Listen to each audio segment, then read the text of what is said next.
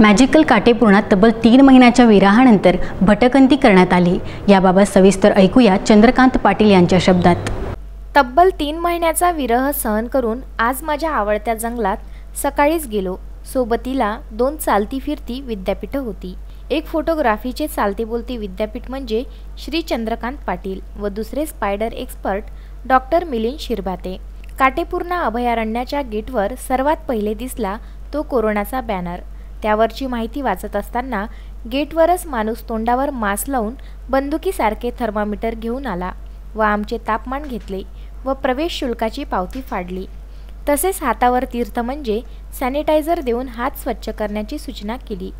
हे सुरू असताना चातक ओरडून ओरडून आपल्या अस्तित्वाची जाणीव करून देत होता, पण याचे दर्शन अंगणात झाल्यामुळे मला उत्सुकता होती ती नवरंग म्हणजेच इंडियन पिट्टाची, कारण आज खास त्याला शोधायला व त्याच्या दर्शनाला आलो होतो।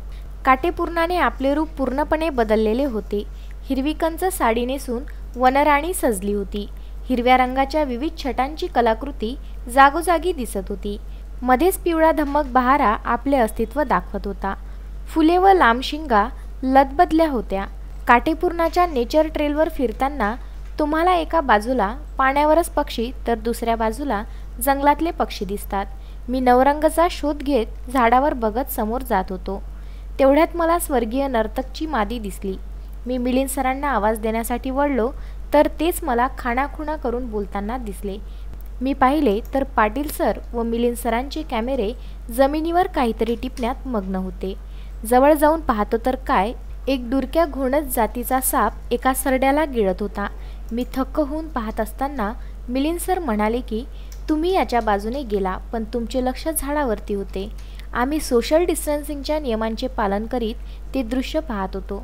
तो साप व सरडा साधारण एकाच लांबीचे होते, पण त्या सापाने त्याला संपूर्ण गिळून लगेच पालापाचोळामध्ये बिळ शोधून त्यात घुसला व गडप झाला। आम्ही अर्धा तास तो लाईव्ह शो देहभान विसरून पाहत होतो।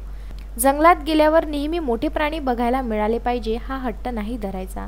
जंगलामधील प्रत्येक घटक हा अनमोल आहे, तेव्हा प्रत्येकाचे मनापासून दर्शन घ्यावे, म्हणजे जंगल तुमच्यावर प्रसन्न होते। शिकार व शिकारी ह्या सूत्राचे प्रत्यक्ष दर्शन मात्र दिसले व लवकरच परत येण्याचे निश्चित करून आम्ही परतलो। Bureau report, Vidarbha news, Akola.